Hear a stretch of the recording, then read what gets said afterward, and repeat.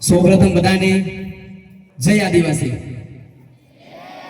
જય આદિવાસી, જય જવાન, બિરસા મુંડા ભગવાન કી, બિરસા મુંડા ભગવાન કી, દેવમોગરા માતા કી, દેવમોગરા માતા કી. ઘણા બધા સ્ટુડન્ટ જે છે, વિદ્યાર્થી છે, એમનો અવાજ નથી આવતો. એનું કારણ તમને ખબર છે અવાજ કેમ નથી આવતો? કોઈ વાલીઓ તમને ખબર છે આપણા છોકરાઓનો અવાજ કેમ નથી આવતો? એનું કારણ હું તમને આજે કહીશ. કદાચ શિક્ષક મિત્રોને ખબર જ હશે, આચાર્ય સાહેબને પણ ખબર હશે, પણ આજે હું તમને જાણ કરીશ. આપણા જે બાપ દાદા છે એ બધા જ જુવારનો રોટલો, પછી બાજરીનો રોટલો, રાગીનો રોટલો, મકાઈનો રોટલો એવું બધું ખાઈને મરી ગયા. અને આપણે પિઝા ખાઈએ, વડાપાવ ખાઈએ તો અવાજ ક્યાંથી આવે? બોલો જય આદિવાસી. સિનિયર લોકો જય આદિવાસી. સરસ. આપણને ગર્વ થવો જોઈએ કે આપણો દિવસ ઉજવાય છે, પણ સાથે વિચારવું જોઈએ કે કેમ આપણો દિવસ ઉજવાય છે. આદિવાસી દિવસ કેમ ઉજવાય છે? તો એનું કારણ ક્યાંક ને ક્યાંક આપણે જ છે. કેમ? કારણ કે દિવસે દિવસે આપણે જ આપણી સંસ્કૃતિનો નાશ કરી રહ્યા છીએ.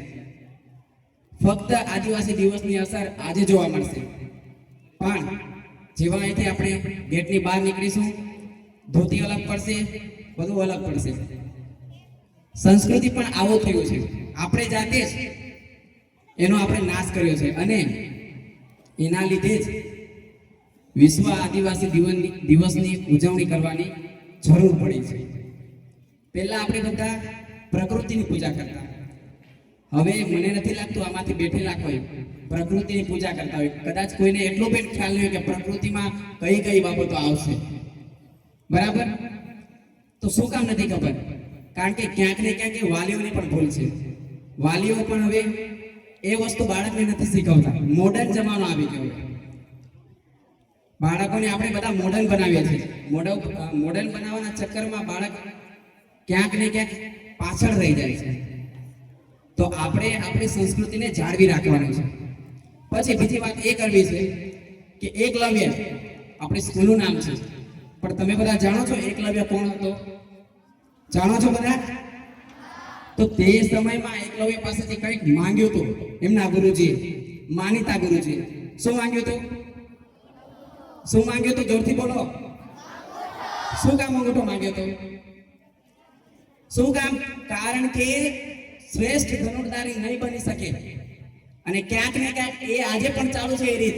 પણ સમજો તો આજે પણ આપણી પાસેથી અંગૂઠો માંગી લેવામાં આવે છે. અંગૂઠો સ્વરૂપે નિયમો, ઘણા બધા આપણી વિરુદ્ધ નિયમો કરવામાં આવે છે. તો જાગવાની જરૂર છે. આપણે નહીં જાગીશું તો આપણી પણ હાલત એકલવ્ય જેવી જ થવાની છે.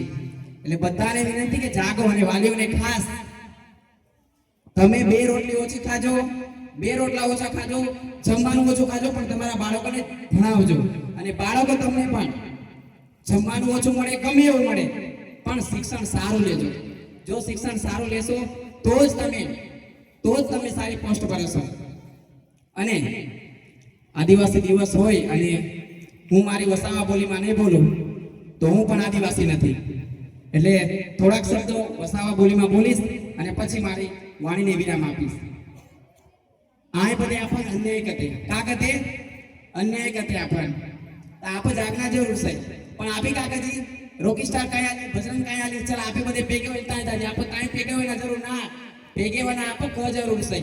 આજે બાજુવાળાને કા દુખ પડે આપણને ખબર હોય જોઈએ, પણ આપણને એટલી ખબર હોય કે રોકી સ્ટાર કાયા લી, ભજન પેન્ટ કાયા લી, અને આપે બધે ભેગે હોય ને કાકો નાચું.